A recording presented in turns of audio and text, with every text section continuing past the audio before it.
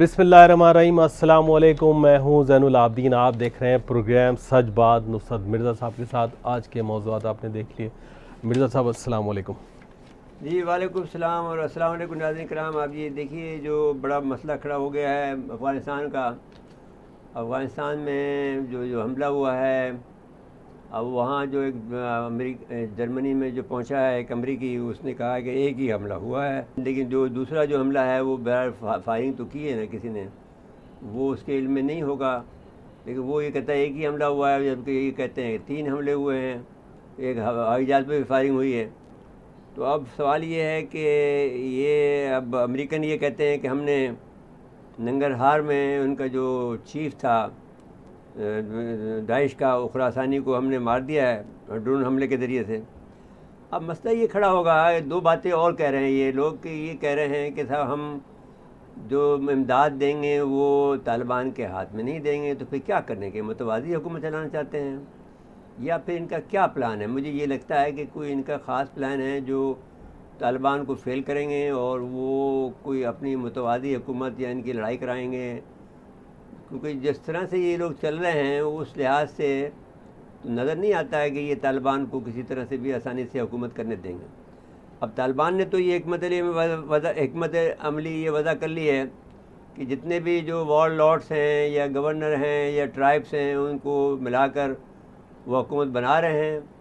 जो अमेरिका की ख़बर आई है, इंडिया से ख़बर आई है कि जो जो हामिद करज़ई है और अब्दुल्ला है, दोनों को उन्होंने हाउस अरेस्ट कर लिया है।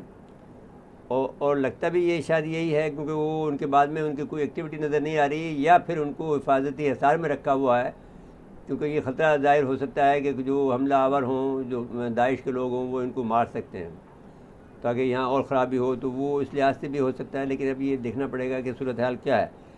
अब अगर ये मामले को अगर हम देखते हैं तो मुझे ये लगता है कि ये जो हमने जो बात एक दिन कही थी कि अभी यानी जो वहाँ का जो अमन है हनोज दिली दूरस वाला है, या अभी ख्वाब ही कहा जा सकता है कि अफ़गानिस्तान में अमन जो है वो एक ख्वाब की हैसियत रखता है। ये हमारा अपने पहले दिन से आइडिया था। हमने एक दफ़ा याद होगा, हमने आज से 3 साल पहले से ये कहते आ रहे हैं कि अमेरिका का ये प्लान है कि जब ये अभी तक तो ये तालिबान क्योंकि छुपे हुए थे और ये छुप कर एक जंग लड़ रहे थे, जो आप कहते हैं कि गुरिल्ला वारफेयर, तो वो अलग बात थी। और अब ये हुक्मरानी करेंगे तो ये दाइश से इनके ऊपर हमला करवाएंगे। ये हमने बात बहुत पहले 3 साल से हम कह रहे हैं, मुसलसल कह रहे हैं, मुसलसल कहते चले आ रहे हैं। और ये दाइश का हमला पहले अपने पे करवाया है इन्होंने, फिर बाद में अब इन पे तालिबान पे करवाएंगे। ये इस तरह से इनको मारेंगे और इसी तरह से ये पाकिस्तान पे भी हमला कराएंगे। इनको उन्होंने बहुत महफूज रखा है। अब ये तालिबान को पहले भी इनके साथ में लड़ाई हुई है दाइश के साथ में, लेकिन तालिबान को इसमें नुकसान पहुंचा है काफ़ी इनके दाइश के हमलों से। लेकिन तालिबान ने यह दावा किया था कि हम दाइश से निमट लेंगे। लेकिन हमें नहीं समझ में आती है कि जब ये खुले मैदान में बैठे होंगे, हुक्मरानी कर रहे होंगे, तो दाइश से कैसे निपटेंगे। वो आएगा एक ख़ुद के हमला आवर हो, इनको मार देगा। तो ये बज़ाहिर एक सूरत हाल हमें ऐसी नज़र आती है कि ये जो अपने पीछे छोड़ कर जा रहे हैं, ये जो पहला ड्रामा किया है, ये मैं इसको ड्रामा समझता हूँ। और आज मैं ये शरा सरद से कह रहा हूँ कि ये जो इनका ड्रामा हुआ है, इन्होंने अपने अपने अमरीकन मरवाए हैं, ये एक किस्म की इत्तला है तालिबान के लिए कि ये तुम पर भी ऐसे ही हमले होंगे। इसका मतलब ये है। और ड्रोन हमले भी वो कर रहे हैं, तो आपके पास क्या सेटअप होगा कि जब ड्रोन हमले करेंगे तो ड्रोन हमले को कैसे आप मार गिराएंगे। और आप जब तक के कोई एक चीज़ का सेटअप नहीं करते हैं, तालिबान से हम कह रहे हैं कि आपको जब तक कि किसी के साथ जुड़ेंगे नहीं, रशिया के साथ जैसे आप जुड़ गए थे या ईरान के साथ जुड़ गए थे, या पाकिस्तान तो आपकी मदद कर रहा है टेक्निकली, जो आप देखा जाए तो, फिर या चीन के साथ में, तब तक आप ड्रोन नहीं गिरा सकते हैं। आपकी फ़िज़ाइया भी लेके चला गया है वो, जो इस वक्त 26 तैयारे हैं वो वहाँ चले गए हैं। तो ऑलरेडी आपके पास आप ये देखा जाए कि वो 26 तैयारे अगर आप पर हमलावर हो जाएं तो आप उनको गिराएंगे कैसे। तो एक ये भी ख़तरा है कि अफ़गान गवर्नमेंट इन एग्ज़ाइल भी बन सकती है, जो अमेरिका बना लेगा।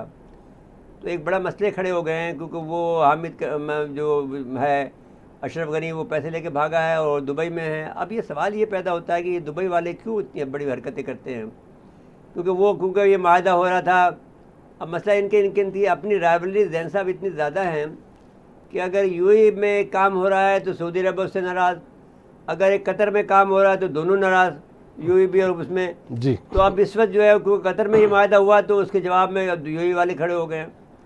और मैं ये समझता हूँ कि ये बेसिकली ये पाकिस्तान की जिम्मेदारी है कि सारे इलाके को अपने हिसार में ले और डिक्लेयर करे कि ये एरिया और इन्फ्लुएंस जो है हमारा पाकिस्तान का है। मेरी समझ में नहीं आता कि ये पाकिस्तान कब अपनी जो है अपने अंदरूनी जो तौर पर देखने के उससे निकलेंगे। जब तक ये आउटवर्ड लुकिंग नहीं करेंगे, जब तक ये फिर यानी बड़ा किरदार अदा नहीं कर सकते हैं। कोई एक प्लेयर जो बनने हम जैसे कह रहे हैं, क्लेम कर रहे हैं कि Pakistan has become a player, so you have to show it that you have become a player और you should become a player instead that you आप उनके हुक्म मानते। अब मिसाल के तौर पर जैसे आप काबुल से निकलने का फैसला था, ये तो वैसा ही फैसला हुआ ना कि जैसे कि आपने उसमें परवेज़ मुशर्रफ ने कहा था कि यू आर विद अस और you are not with us, तो आपने फिर वो आपने इनको आने के दे दिए इजाज़त यहाँ पर। अब इनके साथ कितने बड़े ये वो दहशतगर्द लोग हैं कि जो आपने लाहौर में इनके लिए इनको सामान तायुश फराम कर रहे हैं, बेहतरीन होटल में रख रहे हैं। तो ये अगर अपने साथ में दहशतगर्दी के सामान लाए, चरस लाए, अफ्यून लाए और वो लाए मैंने हेरोइन लाए, तो फिर क्या बनेगा किस्सा। किसी के साथ में आप कोई हमारा सिस्टम इतना अच्छा नहीं है, पुलिस है हमारी जो है वो गड़बड़ कर सकती है, कोई और आदमी गड़बड़ कर सकता है, मुमकिन है बम ले आएँ, तैयारे भी आपके नहीं है, सिस्टम भी आपका नहीं है, तो किस तरह चेक करेंगे कि इनके पास सामान में क्या चीज़ है। क्या तो आप ये फैसला करें कि इनका हर सामान की हर चीज़ की चेकिंग करें और उसमें कोई बैद नहीं कि बम भी ला रहे हो साथ में और मेरे साहब सोफिस्टिकेटेड हथियार ला रहे हो। मेरे साहब एतमाद में किसको लिया गया इतना बड़ा फैसला करने करते आप देखिए, आपको ये चीफ साहब ये बात आपको इस तरह से ये जब आप फैसले आए कि चीफ ऑफ आर्मी स्टाफ अकेला करता है तो फिर वो गलत फैसले करता है। जितने भी फैसले आए एक अकेले चीफ ऑफ आर्मी स्टाफ ने किए, सब गलत फैसले किए। परवेज़ मुशर्रफ ने किए हैं, ठीक है, उसने शिकस्त दे दी है अल्टीमेटली अमेरिका को उसकी पॉलिसी ने, लेकिन कितने नुकसान के बाद 86,000 आदमी आपने नुकसान करवाए। आपने अल्ताफ़ हुसैन को जब एक आदमी मैं नुसरत मिर्ज़ा ये कहता था जब चीफ ऑफ आर्मी स्टाफ से और जो DG ISI से ये कहता रहा कि ये हमारा आदमी नहीं है, आपने 30 साल लगाए उस बात को समझने के लिए। जब आदमी ने 88 में आपको जाके बता दिया था, मई में जून में 2088 को जाकर चीफ ऑफ आर्मी स्टाफ को और DG ISI को जाके बता दिया था कि he is not our man. जून 1988 को जाके बता दिया था। तो उसमें आपको लगा 2016 में जाकर आपने इस बात को एतराफ़ किया कि ये हमारा आदमी नहीं है। तो मैं समझ नहीं आता है कि आपको किस तरह समझाया कोई आदमी को। इतना बड़ा नुकसान करने के बाद में आप समझते हो बात को कि पूरी पाकिस्तान की मईशत तबाह हो गई। कराची के में जितना आपका बेहतरीन जो सरमाया था, जो मैंने जो नौजवान थे वो मर गए, बहुत सारे लोग और बहुत सारे माइग्रेट कर गए। फिर आपकी इंडस्ट्री माइग्रेट के कुछ लोग ये कहते हैं कि साहब इसलिए कराया गया कि साहब वो पंजाब इंडस्ट्री चली जाए। तो कितने इल्ज़ाम अपने सर लोएंगे आप। आप यानी जो फैसले करते हैं, एक आदमी ने फैसला कर दिया जी पूरे पाकिस्तान का, क्यों फैसला करते हैं इस किस्म के फैसले आपके हिसाब इन लोगों को ऐसे फैसिलिटेट करते हैं। हम इतने ज़्यादा गए गुजरे लोग हैं कि एक आदमी ने फैसला कर दिया बस ठीक हो गया, सब कुछ काम ठीक हो गया।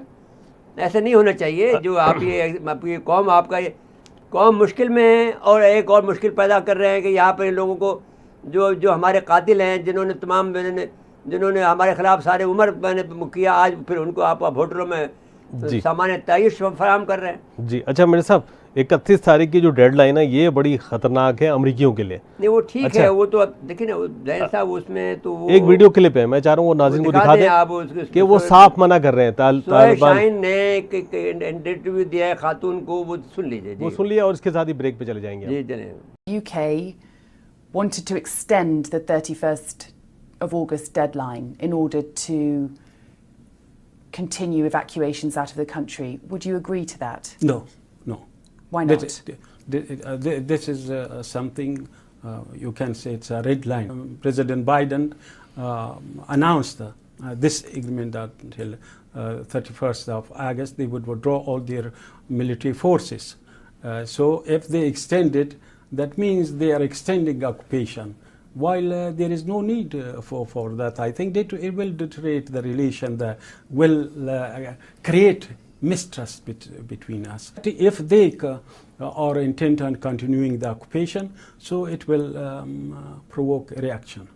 Let's talk about the situation at the airport. People are very afraid of what life may look like under your rule. People are prepared to leave everything behind. They're prepared to risk their lives to leave the country.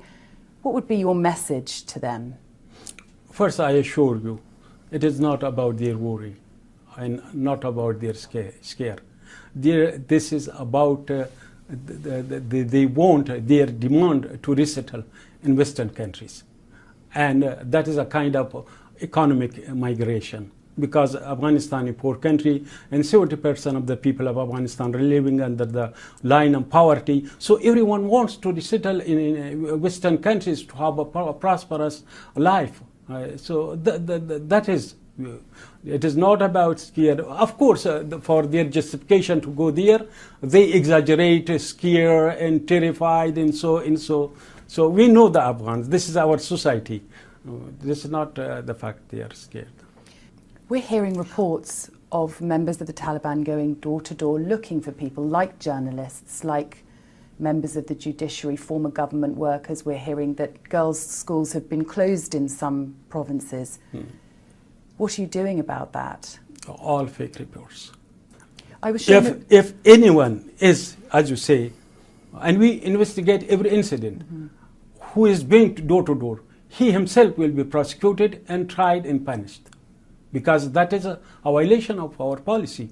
But I can assure you, there are many reports by our opponents claiming what is not based on realities. And as we now approach the date for American, British, foreign forces, soldiers to leave Afghanistan, what would you say to the families of those who died trying to help Afghanistan?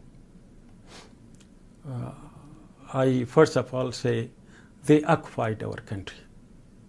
If we occupy your country, what you will say to me? If I killed your people in your country, what you will say? I think our people suffered a lot.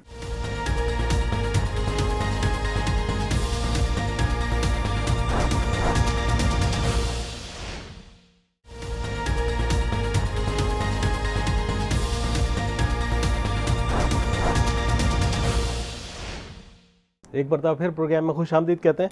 फिर साहब brigadier retired गदमफर Ali साहब telephone line पे जी मौजूद हैं। Brigadier साहब अस्सलाम वालेकुम। वालेकुम अस्सलाम मुस्लिम साहब, वालेकुम अस्सलाम।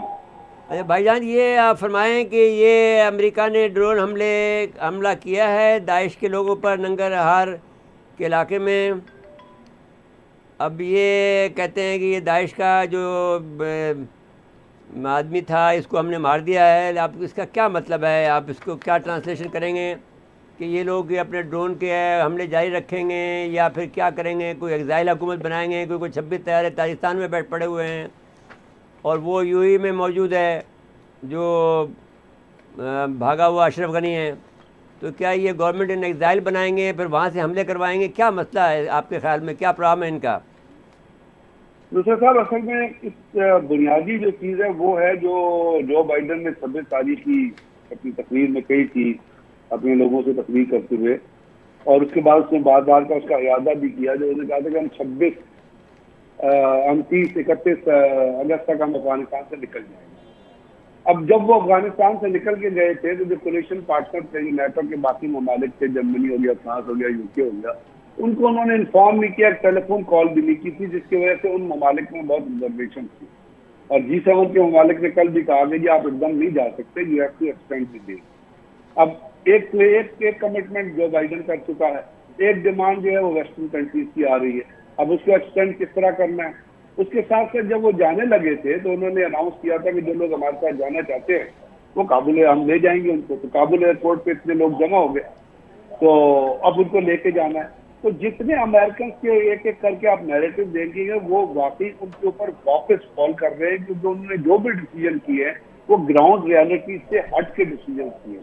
अब उसको जो बाइडन को या अमेरिकन कांग्रेस को एक एलिबाई चाहिए जिसके जरिए वो कहें कि हम अफगानिस्तान के अंदर हालात ठीक नहीं है और ये चीज़ है और वो चीज़ है, फलाना है, धमाका है, तो हम एक हफ्ते के लिए, 10 दिन के लिए, या अपनी वो जो है वो स्टे को एक्सटेंड कर रहे हैं। लेकिन इसके साथ साथ जो बाइडेन ने एक प्लान और दिया था, उसने कहा था अगर हम निकल गए तो हम यूएनओ को जिम्मेदारी दे देंगे। अब वो जो अपनी फोर्सेज हैं, जो 6,000, 3,000, 4,000 आदमी उन्होंने एडमिशन भेजे थे, उनको तो वो निकाल देंगे। अब वो जो बाकी लोग जो जमा हो रहे थे अफगानिस्तान या के ऊपर, उनसे वो जान छुड़ा लेंगे। अब उसमें जो एक हमला हुआ है और जो उसके बाद जो अटैक हुआ है नंगरहार में या नूरिस्तान में, जो तो क्या अमेरिकन इंटेलिजेंस को या CIA को पहले पता नहीं था कि दाइश मौजूद है नूरिस्तान में और नंगरहार में? भाई ये बात देखिए, अब ये बात जब आप यहाँ रुक जाइए साहब, देखिए आप भी इंटेलिजेंस के आदमी हैं और हम स्टूडेंट हैं उसके। मैं ये कहना चाहता हूँ कि ये दाइश तो खुद इनकी अपनी है ना, इसका मतलब ये है कि they have a different design. अब ये जो पहला हमला करवाया है, हम ये बात 3 साल से कह रहे हैं कि वो जब तालिबान जब आप हुकूमत में आ जाएंगे तो ये तालिबान पर सुसाइड अटैक करवाएंगे दाइश के ज़रिए से। ये पहला हमला खुद उन्होंने अपने पे करवाया है, दिखाने के लिए कि साहब हम पे हमला हो गया। अब जो निशाने बनेंगे सारे के सारे तालिबान बनेंगे, क्योंकि पहले तो ये छुपे हुए थे, अब ये गवर्नमेंट के ऑफिस में बैठेंगे और वहाँ पे खुदकुश हमले हो जाएंगे। क्या इससे एग्री करते हैं आप जो कह रहे हैं, मैं उसी को इसमें थोड़ी ये ऐड करना चाहता हूँ जो मैं आपसे अर्ज कर रहा था कि ये जो बैकग्राउंड में आपको दे रहा था, ये मैं इसलिए दे रहा था कि अगर ये चीजें एग्जिस्ट कर रही हैं तो दाइश के मुताबिक ये सोचना पड़ेगा कि उसको रेस किसने किया था, उसको फंडिंग किसने की थी, उसके लिए पूरे इराक लाया कौन उसे? शाम से लाए ना। जी वही ना, उसको रेस किया गया ना, उसको इराक में लड़ने के लिए बुलाया गया। किसने बुलाया था उसको? 5,000 आदमी जॉर्डन में किसने ट्रेन किए थे? तुर्की में रहते थे, आप बड़े शान से रहते थे तुर्की के अंदर। जी तो ये मैं ही कह रहा हूँ कि ये जी चीजें, ये इसके पीछे CIA के बहुत बड़ा इंटीरियर एजेंट, बहुत बड़ा हाथ था। और जब वो चीजें अमेरिकन आर्मी इराक से निकली तो वो, और ये रिकॉर्ड पर भी है, आपको याद दिलाना चाहता हूँ, आपको पता होगा, मैं सिर्फ याद दिलाने के लिए ये लुकमा दे रहा हूँ कि देखिए जब इनके जख्मी हो जाते तो इजराइल जाते थे इलाज के लिए। सर वही बात कर रहा हूँ कि वो जख्मी तो बात की बात है। पहली तो बात ये सोचिए कि उनको ऑपरेशनल प्रैक्टिस के लिए इक्विपमेंट किसने फरमाम किया? इराक को तबाह करने के लिए टैंक किसने छोड़े थे? क्या पाकिस्तान आर्मी ने छोड़े थे? ISI ने छोड़े थे वहाँ पे वो टैंक? जो पूरे का पूरा उन्होंने इराक के ऊपर, जैसे अभी तालिबान के लिए वो चीजें छोड़ के गए हैं, ऐसे छोड़ के चले गए थे। होता ये है कि जब आप दहशतगर्द तंजीम को फाइनेंस करते हैं, फिर आपको उनको हथियार भी देने पड़ते हैं। अगर इतने बड़े बड़े हथियार आप दहशतगर्द तंजीमों को किसी तरीके से सप्लाई करेंगे तो वो तो दुनिया की नजर में आ जाएंगे। इसके लिए बेहतर पॉलिसी ये है कि जो अमेरिका वहाँ पे लड़ रहा था, तो जो हथियार थे, जो टैंक थे, जो गन्ने थी, वहाँ छोड़ के चले गए। वो जब दाइश ने, जिनको इन्होंने इंडक्ट किया दाइश को वहाँ पे इराक में तबाही करने के लिए, उन्होंने वो चीजें टेक ओवर कर दी। उसके पीछे मुसैद है, उसके पीछे रॉ है, उसके पीछे NDS है जो अफगानिस्तान में। तो दाइश किसी इन एजेंसी की पावर से बगैर हमला नहीं कर सकती है। ठीक हो गया। अच्छा आप रुक जाइए विकेट साहब, आपने you said it very nice word. बस अब 1 मिनट रुक जाइए। अब मैं ये आपसे पूछना चाहता हूँ कि ये 3 लाख की आर्मी थी, ये कहाँ तहलील हुई है? ये कहाँ चली गई है? ये बताइए, कहाँ गई? छुप गई है? ये फिर छापा मार जंग लड़ेंगे, या ये फिर तहलील हो गई है, या क्या है ये? सर ये 3 लाख की आर्मी नहीं थी। तो रॉन्ग कंसेप्शन दुनिया में दी जा रही है। नंबर 1 यानी ये आर्मी नहीं थी। नहीं, 30 लाख की नहीं थी। सिगार की रिपोर्ट उठा के पढ़े, वो ये कहता है कि इराक के, अफगानिस्तान के अंदर अफगान आर्मी में desertion rate was more than 50%। फिर वो ये कहता है वहां पे बहुत सारे घोस्ट सोल्जर्स थे। घोस्ट सोल्जर वो थे क्योंकि इस आर्मी में करप्शन बहुत ज्यादा थी। लोगों ने अपने अपने नाम पे 10-10 सोल्जर भर्ती कराए हुए थे, उनके पैसे, उनकी तनख्वाह वो लेते थे। अच्छा ठीक हो गया। अच्छा तो इसका मतलब ये हुआ कि पेंटागन जो थी वो अमेरिकन एडमिनिस्ट्रेशन को धोखा दे रही थी, यूँ कहना है? नहीं, पेंटागन चीजों को देखिए, जो अफगान फोर्सेस की ट्रेनिंग की जिम्मेदारी थी वो सारी की सारी पेंटागन की नहीं थी। वहाँ पे एक रेजोल्यूट सपोर्ट मिशन था जिसके अंदर कुछ ट्रेनिंग जो है वो जर्मन्स देते थे, कुछ फ्रेंच देते थे, कुछ और बाकी लोग भी, मतलब डिवाइड किया हुआ था। अब आप मुझे बताइए, इस एक सवाल, इंडिया तो अफगान आर्मी से भी और अशरफ गनी से भी हाथ कर गया। क्योंकि इंडिया ने भी अफगान आर्मी के कुछ कैडेट, कुछ लोग, बहुत सारे अफसरों की, जवानों की ट्रेनिंग की थी। तो क्या ट्रेनिंग की थी? उनको ये ट्रेनिंग की थी कि जब हमला हो तो भाग जाना।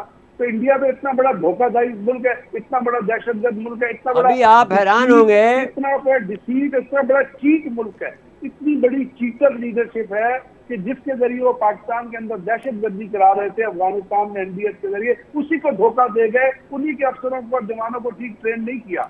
अच्छा ठीक हो गया ये बात। अच्छा ये बात तो हो गई, आपने ये कह दिया कि ये तहलील हो गई है, इसमें ये ताकत नहीं है कि तालिबान से लड़ सके। ये बात हम एक्सेप्ट कर लें आपकी बात? मैं ये कह रहा हूँ कि जो 2-3 चीजें मैंने आपको बताई हैं, उसके अलावा ये नहीं ठीक बात कह रहे हैं हम, आप इसको आपको तस्लीम करते हैं। नहीं, इसके साथ जी हाँ, मैं ये इसमें रीज़न है इस बात को तस्लीम करने में, आपने जो रीज़न दिया है वो काबिल कबूल है। अब आगे चले हम आगे, अब इनके इंटेंशन क्या हैं? यानी अगर ये जिस अंदाज से छोड़ के जा रहे हैं खला पैदा करके, तो अब तालिबान न तो एक्सेस दे रहे हैं, पाकिस्तान तो खैर जाना नहीं चाहता क्योंकि इस फड्डे में नहीं पड़ना चाहता। वो जो कुछ भी हेल्प कर सकता है वो कर देगा, लेकिन ये है कि न तो रशिया को एक्सेस दे रहे हैं, न चाइना को दे रहे हैं, न ईरान को दे रहे हैं। अब ये 3-4 मुल्क अगर मिलकर अगर इनको हेल्प देंगे तो ही ये लोग खड़े हो सकते हैं। ना इनके पास टेक्निकल नो हाउ है, ना इनके पास एयरपोर्ट चलाने की सलाहियत है, ना इनके पास फ़िज़ाइया है, तो फिर कैसे चलेगा बताइए आप? पहली बात तो ये है कि जिस वक्त तक उनके पास पूरा कंट्रोल आएगा, फिर आप चीज़ों को लॉ एंड ऑर्डर के हवाले से, गवर्नेंस के हवाले से, सिस्टम के हवाले से, इकोनॉमी के हवाले से उस पर स्ट्रीमलाइन कर सकेंगे। अब इस वक्त कंडीशन ये है कि वो उनके जो रिजर्व थे वो तो फ्रीज हो चुके हैं। उनके जो पैसा IMF ने और वर्ल्ड बैंक में देना था वो भी उनको देने के लिए राजी नहीं है। लेकिन ऑल सेड एंड डन, जिस वक्त अफगानी तालिबान जो है एक किसी भी तरीक़ाकार से गवर्नमेंट की अनाउंसमेंट कर देंगे, और जिस तरह वो कह रहे हैं कि हम 12 लोगों की शूरा बनाएंगे और उसके अंदर हम उसको कंट्रोल करेंगे, तो फिर बहुत सारे कंट्रीज उनको अप्रोच करेंगे। और बहुत सारे ममालिक ने इंडिया भी दिया है, चाइना ने भी इंडिया दिया है, रशिया ने भी इंडिया दिया है, वर्ल्ड बैंक भी ये कह रहा है, IMF भी ये कह रहा है कि अगर हमारी पॉलिटिकल फोर्स आ गई तो हम उनके साथ काम करना चाहेंगे। तो मेरा ख्याल ये सिचुएशन इतनी इस वक्त अनप्रेडिक्टेबल सी है और इतनी फ्लूइड है कि इसमें हर दिन के हिसाब से सिचुएशन चेंज होगी। पाकिस्तान ने उनकी बैक को प्रोटेक्ट करना था, और वो इस तरह प्रोटेक्ट करना था कि एक तो आपकी जो क्रॉसिंग है उसके जरिए हमने ये इंश्योर करना है, जो चमन की क्रॉसिंग है और जो तोरखम की क्रॉसिंग है, कि जो तिजारती चीजें अफगानिस्तान के अंदर जानी है वो कॉन्टिन्यूसली जाती रहे। और पाकिस्तान ने कल DGISPR ने बता दिया कि हमने दोनों क्रॉसिंग खुली रखी है, बावजूद कि हमें ये थ्रेट है कि बहुत सारे महाजिन जो है वो हमारी सॉइल पे आ जाएंगे। दूसरी चीज ये है कि हम अफगानिस्तान से एयरलिफ्ट करके बहुत सारे लोगों को एग्जिट प्रोवाइड कर रहे हैं। अच्छा मुझे ये बताइए कि हम एयरलिफ्ट जो है किसी बगैर कंडीशन के क्यों कर रहे हैं, ये मुझे बताइए ना आप। ये तो वो लोग हैं जो हमारे खिलाफ काम करते थे सारे के सारे। नहीं, उसमें 2 चीजें है ना। एक चीज है जैसे कल अब इसी चीज को ले ले तो DGISPR का वो सेंटेंस देखे जहाँ पे सवाल हुआ था कि जी कुछ फैमिलीज हैं जिनके लोग ऑलरेडी पाकिस्तान में रह रहे हैं और वो आना चाहती हैं, तो उन्होंने कहा कि हम सिर्फ उनको आने दे रहे हैं जिनके पास लीगल डॉक्यूमेंट्स अवेलेबल है। आपको पता है कि पाकिस्तान ने अफगानिस्तानियों के लिए पेशावर जो अपने मेडिकल इंस्टीट्यूशन में ट्रीटमेंट की सहूलत तो बहुत अच्छे से बरकरार रखी है। उससे भी जो अफगानिस्तान में वॉर हो रही थी उससे भी ये चीजें जारी थी। तो पाकिस्तान तो सिर्फ उन्हीं चीजों को लेकर चल रहा है कि हम इन चीजों को जो है वो जो हमने पहले की है उसके ऊपर हमको खतरा न लगाएं।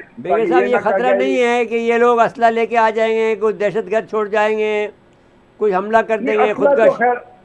असला तो आप चेक कर सकते हैं, जो कंट्रोल क्रॉसिंग से चूंकि लोग आ रहे हैं। भाई आपके जहाज में तो नहीं आ रहे हैं, वो तो UN के जहाज में आ रहे हैं। नहीं, वो पाकिस्तान के अंदर फिर नहीं रहेंगे ना। UNO भी तो कुछ इंश्योर करना चाहेगा। पाकिस्तान ने कह दिया कि अगर यहाँ कुछ लोग आएंगे तो उनको कुछ दिन रख के फिर to be sent to the desired location. क्योंकि पाकिस्तान के अंदर तो UN तो उन लोगों को लेके आ रहा है जो UNO के डिपार्टमेंट के या बहुत सारी NGOs हैं उनके एम्प्लॉइज हैं। ठीक है, तो वो भी तो जासूसी है ना। जो NGOs होते हैं ऑलमोस्ट जासूस होते हैं। नहीं वो ठीक है, लेकिन फिर हमें अपने सिस्टम भी इंटैक्ट रखने पड़ेंगे ना। ठीक हो गया, अपने सिस्टम भी अपग्रेड, क्योंकि आप अपनी फिजाओं को बंद तो नहीं कर सकते। ठीक हो गया, ठीक हो गया। वो तो प्रोपेगेंडा शुरू हो जाएगा पाकिस्तान के खिलाफ। भाई पाकिस्तान के खिलाफ तो प्रोपेगेंडा, पाकिस्तान कितनी इनकी खुशामद कर ले, इनके सारे गन साफ़ करता रहता है ज़िंदगी में, जो भी ये डेब्रिस छोड़ कर जाते हैं हम साफ़ करना पड़ता है, अब भी हम साफ़ कर रहे हैं। तो पाकिस्तान के ख़िलाफ़ तो ये कब ये कितना कभी भी खुश नहीं होते हैं। मैं आपकी बात से बिल्कुल एग्री करता हूँ, हाँ इसलिए कि हम बहुत डिफेंसिव रहे हैं, हमें भी प्रोएक्टिव गेम खेलनी चाहिए। यार थोड़ा इससे पहले मांगो तो- इनसे, कहो कि तुम हम विश्वत में हम कर सकते हैं, नहीं तो नहीं करेंगे हम। ये बात तो कुछ जी, करो सही ना कह भाई। रहे हैं, हमें अपनी आया फुल्ली एग्री, हमें भी अपनी आपका डिमांड पेश सिस्टम करनी बड़ा ख़राब चाहिए। है। आपका एक चीफ आर्मी स्टाफ जो है ये फैसला कर लेता है कि साहब आ जाओ, ये जब परवेज मुशर्रफ ने फैसला कर लिया था you are with us, you are not with us, तो आपने डिफीट तो उन्हें दे दी अमेरिका को, लेकिन 86,000 आदमी शहीद हुए हैं आपके, तो ये बड़ा बिल्कुल। कीमत अदा नहीं की आपने। देखिए ना, वो तो फिर आपको बहुत उससे भी पीछे जाना पड़ेगा, जब आपने अफगानिस्तान के अंदर जंग लड़ी थी CIA से मिलके। भाई उस वक्त जितने जब लोगों अगर ने USSR में लड़ी थी तो उस वक्त ज़ियाउल हक ने, वो सब लोग मानते हैं कि वो ज़ियाउल हक की वार थी, और वो उस वक्त वो रशिया तो हमारे पास खुद ज़बरदस्ती घुसना चाहता था ना, हमारे वही हमने तो नहीं बनाया था रशिया को उस वक्त। उस वक्त अमेरिकन ने जितने लोगों को भर्ती किया था जिहाद के नाम पे, नहीं उस वक्त तो हमारी जरूरत ये थी कि वो हमारे सर पे आके खड़ा हो गया था। आपको याद होगा कि आपने 3 तो जहाज उनके गिराए हैं हम रूसियों के। नहीं सर, वो बात ये है कि उस वक्त जितने हम वहां से चले गए कि पाकिस्तान में दहशतगर्दी का जो आगाज हुआ वो तो उन्हीं मुजाहिदीन या उन्हीं लोगों के जरिए हुआ ना, जिनको अमेरिका जंग नहीं वो आपने जब नहीं, वो गलती ये हुई हमारे से कि जो आपने जब ये काम किया, वो जो लाल मस्जिद वाला काम किया था, उसके बाद में दहशतगर्दी शुरू हुई है, वो उसको आपने मिसहैंडल किया। लाल मस्जिद तो बहुत लेटर पार्ट में आ जाता है। ये जितनी तंजीमें थी ये फाटा में, नॉर्थ वजीरिस्तान में, साउथ वजीरिस्तान में, वहां पे बनी थी। बनी तो थी, लेकिन वो आपको, आप जब तो उस वक्त ISI में थे तो आपको मैं पूछता हूँ, आपको वहाँ पर फाटा में जाने की इजाज़त थी? आपको तो परवेज मुशर्रफ ने वहाँ भी जाने नहीं दिया था उस वक्त। नहीं, फाटा में जाने की इजाजत थी, कोई ऐसी नहीं थी। मैं आज जो कॉन्टेक्स्ट में जो जिक्र कर रहा हूँ ना कि पाकिस्तान के अंदर उससे पहले पाकिस्तान में शिया सुन्नी फसादात जरूर होते थे। आपको होता लश्कर जंगी था और एक सिपाही मोहम्मद थी, आपस में लड़ाइयाँ, सिर्फ वो रिस्ट्रिक्टेड थी शिया सुन्नी फसादात तक, और उसमें भी कुछ लोग इन्वॉल्व थे, जनरल पॉपुलेशन इन्वॉल्व नहीं थी। वो लोग थे जिनको फॉरेन पावर सपोर्ट कर रही थी और वो लड़ रहे थे, और वो साफ जाहिर है।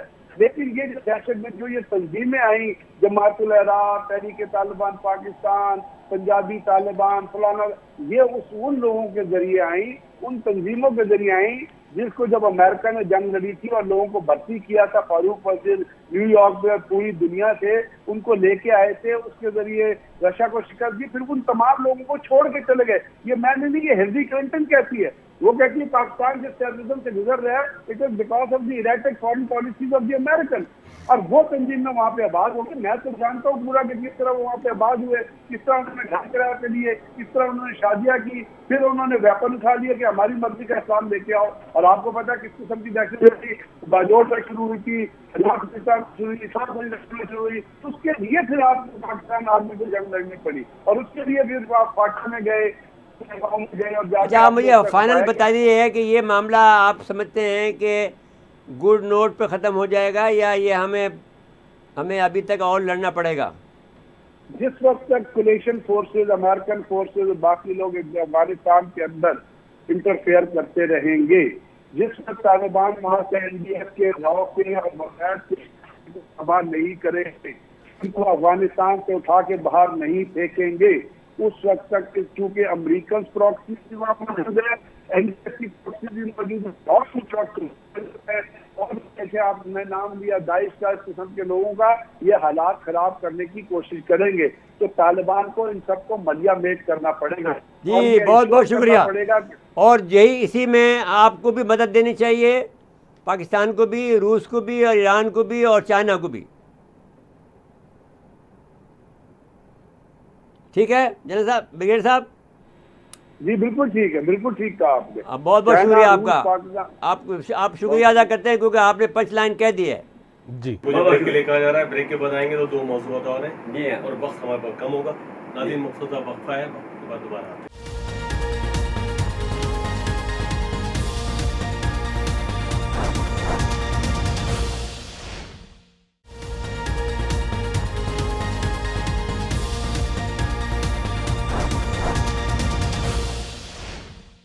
एक मरतबा फिर प्रोग्राम में खुश आमदीद कहते हैं। मिर्ज़ा साहब, ये केमिकल वाले फैक्ट्री वाला जो सानिया है, भाई इस यार पे बात कर देखिए, लें एक तो उसके बाद। अफसोस की बात यह है कि एक ये नाजायज़ थी ये फैक्ट्री।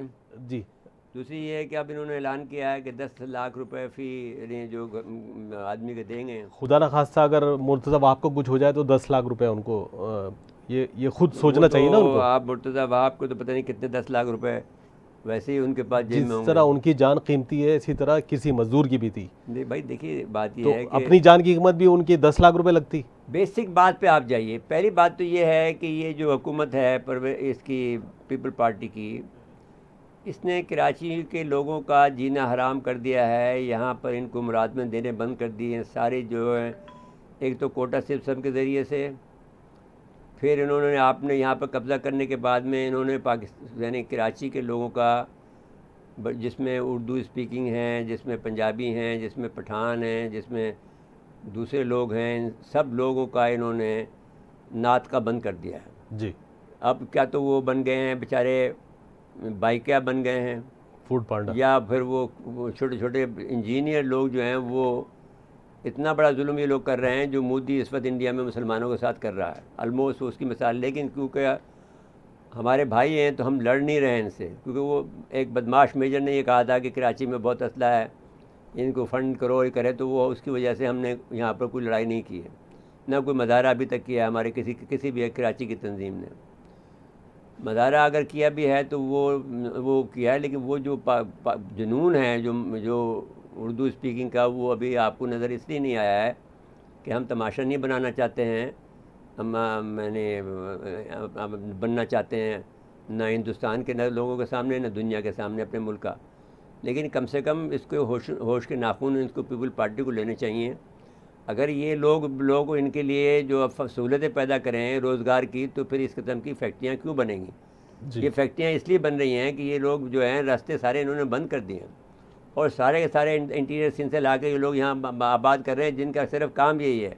अगर किसी भी शरीफ पुलिस वाले से जो सिंधी स्पीकिंग, उससे भी पूछो तो कहते हैं कि साहब यहाँ पर तो भाव लगा हुआ है कि फ़ी आदमी जो है यहाँ पर जो भी DIG लगेगा या जो IG में लगेगा वो कितना पैसे देगा। जिस तरह से आपको याद होगा कि जब आपको लोकल बॉडीज़ के सेक्रेटरी का बयान किया था, जिसको उन्होंने जेल में डाला बाद में, हनीफ को जी, वो उसको कहा था कि जो आप फायर टेंडर ख़रीद रहे हैं बल्दिया का, वो लोकल बॉडीज़ का वो सेक्रेटरी था सिंध का, उसे कहा कि साहब आप 3.5 अरब रुपए का उसने बनाया था बजट, उसमें भी उसकी गुंजाइश थी मतलब खाने पीने की। तो मैं बड़े साहब ने हुक्म दिया कि साहब इसको 7 अरब कर दो, 3.5 अरब रुपए मेरे हिसाब में डाल दो। जिसने कहा साहब मैं नहीं कर सकता हूँ, उसको नौकरी छोड़नी पड़ी, इसको हटा दिया दूसरे दिन। फिर एक खातून को लगाया, किसी रिजवी साहबा को मैं मिलने गया, उसको मैंने कहा भाई तुम दे दोगे 3.5 अरब रुपए, वो छुट्टी पे चली गई। फिर जो दूसरा आदमी आया उसने काम कर दिया। मतलब साई सरकार ने इसको सिर्फ मतलब पैसा कमाने का जरिया है। डॉक्टरी बेईमानी है, करप्शन है जी। तो वो आप ये जो बातें मिला रहे हैं कि आपको देखिए, जितनी ख़राब हुकूमत ये सिंध हुकूमत है, वो आप उसका कोई इमरान खान के से मुकाबला नहीं कर सकते। जो आप बात कर रहे हैं कि इमरान खान की ये लोग बातें कर रहा है, बिलावल बात कर रहा है कि साहब इमरान खान, आप जो कि अमेरिकनों के नीचे जाकर लग रहे हो, वो आपसे कह रहे हैं कि आप रिज़ल्ट दो। आप क्या रिज़ल्ट देंगे? आप अपने लोगों के साथ में जुल्म ये कर रहे हैं कि वहाँ जो नाइंसाफ़ी हो रही है घोटकी के अंदर फलाना, वहाँ पर उधम मचा रहे हैं। वहाँ ना स्कूल है, ना पर जो कब्रिस्तान के अंदर ये हालत हो रही है कि उनके कब्रिस्तान के बच्चों को जो है वहाँ पर जो है वो कुत्ते खा रहे हैं, उनकी लाशों को निकाल के बच्चों की। और अगर किसी की वो इंतकाल हो जाए तो तदफीन के लिए नहर पार करना पड़ता है। नहर पार करना पड़ता है। और तो वो आप कंधे पे बताइए, रखे। आप फिर मैं ये कहता हूँ कि ये सिंध के लोगों को भी क्या हो गया है? ये भी तो सोचें ना भाई कि ये निकले बाहर मैदान से, ये भी इनके दायरे से निकले। देखें अब कब हर निकलते एक हैं आदमी जो है अब अच्छा। जो मुस्लिम लीगी है वो वो मुस्लिम लीग को छोड़ता नहीं है, नवाज शरीफ को। जी। जो वो गुलाम बनाना चाहता है आपको, आपके बादशाह चाहता है, आपकी अच्छा, बादशाह ये ज़रा इस पे आ जाएं कि ये लवाकिन का ज़ाहिर है बदल तो नहीं है पैसा, लेकिन भाई फिर ऐसा भी मिलना देखिए, चाहिए। फिर मैं फिर भी तारीफ़ करूँगा कि 10 लाख रुपए इस वक्त उनको मिल जाए तो उनको कुछ ना कुछ सहारा होगा। जिस बाप का बेटा मर गया हो, उसका हालत देखने की थी, जो जिस तरह से वो दाड़े मार कर रो रहा है। अच्छा, फेडरल गवर्नमेंट का भी रोल बनता है, वो भी कुछ ऐलान कर दें, कुछ इमदाद की। फेडरल गवर्नमेंट तो बेसिकली देखा जाए तो इस मामले में वो चाहती है कि साहब ये फेल हो हुकूमत जी। और यहाँ पर कोई बड़ा हंगामा हो। तो हम लोग तो हंगामा इसलिए नहीं कर रहे हैं कि हमें ज़रूरत नहीं है कि भाई आपको फेडरल गवर्नमेंट अपना रोल अदा करे, जी बिल्कुल वो ठीक है। कर नहीं रही है। जी। उनके भाई बेसिकली प्रॉब्लम ये है कि दोनों तरफ नाहलों का एक भरमार है जो जमघटा है जो इस वक्त अच्छा, वो जो पाकिस्तान में। दूसरे नाहल है उनका तो 3 साल जश्न, वो इख्तिदार का जो जश्न है वो भाई मनाया ये जा लोग रहा है। अच्छा, ये हमेशा मनाते हैं, लेकिन मैं आपसे ये कहना चाहता हूँ कि देखिए ये जो पूरा सिस्टम है ये हमारा नहीं है। ये जितना भी MPAs हैं, आप अगर आप देख लीजिए कि एक आदमी जिस पर गद्दारी का इल्ज़ाम है वो अदालत लगाए बैठा हुआ है, जी और वो हम हामिद मीर के और उस फलाने के जो है केसेस सुन रहा है, जो कि जिसने ये कहा था कि साहब हम इंडिया से रब्ता कर लेंगे, और उस पर गद्दारी का मुकदमा चल रहा है। वो एक कमेटी का चेयरमैन है, और एक कमेटी के चेयरमैन को करोड़ों रुपए मिलते हैं। मैंने 19-18 ग्रेड का जो है सेक्रेटरी मिलता है, गाड़ी मिलती है, उसको तमाम फ़ंड मिलते हैं। वो चेयरमैन का मैंने पार्लिमानी कमेटी का चेयरमैन भी है। वो साहब एक अदालत भी लगा के बैठते हैं, फिर वो कहते हैं कि साहब वो सेक्रेटरी वज़ीर इत्तलात भी पेश हो, वज़ीर दाखिला भी उनके खिदमत में पेश हो, जिसके पे गद्दारी का इल्ज़ाम है।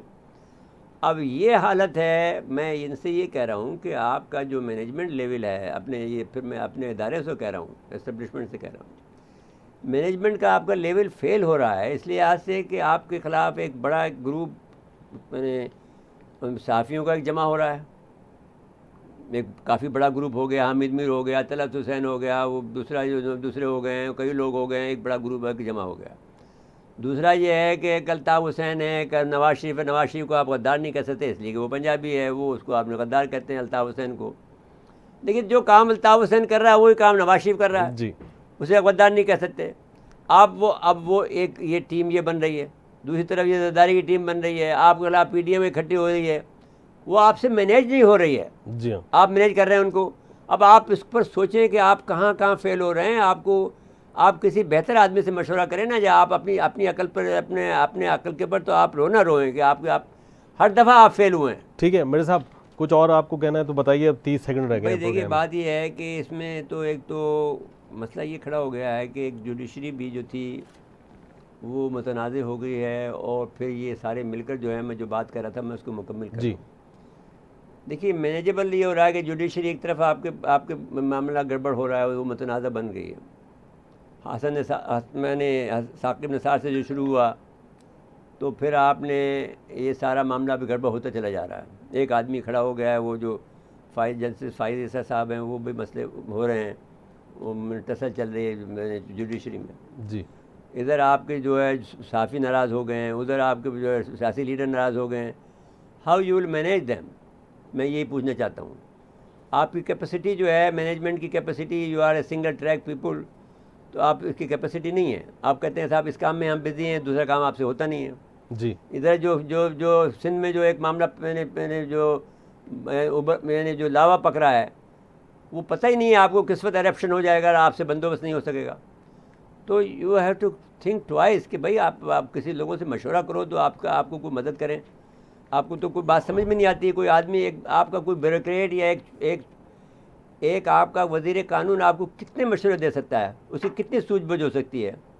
ये तो आपको एक दुनिया में इब्न खल्दून को पढ़ लें, आप अरिस्टोटल को पढ़ लें, सब ने ये कहा है कि किसी भी हुकूमत के पीछे अगर कोई फ़िलासफ़र नहीं है तो उसकी दिन गिन लेना चाहिए। तो आप तो इस वक्त स्टेट को ख़तरे में डाल रहे हैं, आपके स्टेट के दिन गिनवाना चाहते हैं। पढ़ते बहुत हैं वैसे। भाई पढ़ते हैं वो, पढ़ते इनकी भाई अगर इन्होंने पढ़ा होता अरिस्टोटल को, इब्न खल्दून को, 100 किताबें गई हैं अभी भाई 200 गई हो तो दुनिया की देखिए अगर नंबर आप 1। बुढ़ापे में पढ़ेंगे तो क्या पढ़ेंगे, तो बचपन से पढ़ना आप जाता है। देखें वो क्या नतीजा निकलता जब आपकी बेस ही मजबूत नहीं होगी है। जी तो आप पढ़ के आप क्या करेंगे, आपको समझ में नहीं आएगा कि अरिस्टोटल किस बुनियाद पे कह रहा है, आपको समझ नहीं आएगा इब्न खल्दून ने किस बुनियाद पे कहा है। अच्छा कुरान शरीफ को पढ़ो ना, जो तो तुम्हारी जो बुनियादी चीज़ है, जहाँ पर से दानाई शुरू होती है। जी हाँ, सादी को पढ़ो, हाफिज़ को पढ़ो, जो पता लगेगा कि क्या है। रूमी को पढ़ो तो पता लगेगा, इकबाल को पढ़ो तो पता लगेगा क्या है। लेकिन इकबाल के शेर पढ़ने से पता नहीं लगेगा, उसका बैकग्राउंड पर जाओ कि क्यों कहा उसने, जी हाँ, तो फिर आपको समझ में आ जाएगा क्या है। मौलाना मौदूदी को पढ़ लो, किसी को एक को तो पढ़ो ना यार, ईरानियों को पढ़ लो जहाँ पे भी कोई बात है। कोई कोई भी एक सलीका आप सीखो ना, आपके पास चूचू का मुरब्बा है, आप उसके अलावा आपको कोई समझ में बात आती नहीं है। चले फिर उम्मीद आपको बस लगाते हैं हुक्मनामा आता है अमेरिका की तरफ से, आप उसके पास चलो उसके जब जो नुकसान दो बर्दाश्त कर लो साहब, बस एक साहब चीफ साहब ने हुक्म दे दिया, चीफ साहब ने मान लिया, बात खत्म हुई बात। ये आपका सिस्टम, सारे वीआईपी होटल जो है वो आपके लिए बस मुख्तस कर दिए गए। सारे होटल जी, बुक हो गए उनके जी लिए। जी। तो खैर अब वक्त ख़त्म हुआ हमारे प्रोग्राम का। नाज़रीन आज के लिए इतना ही, आइंदा प्रोग्राम तक के लिए इजाज़त चाहते हैं। अल्लाह हाफ़िज़।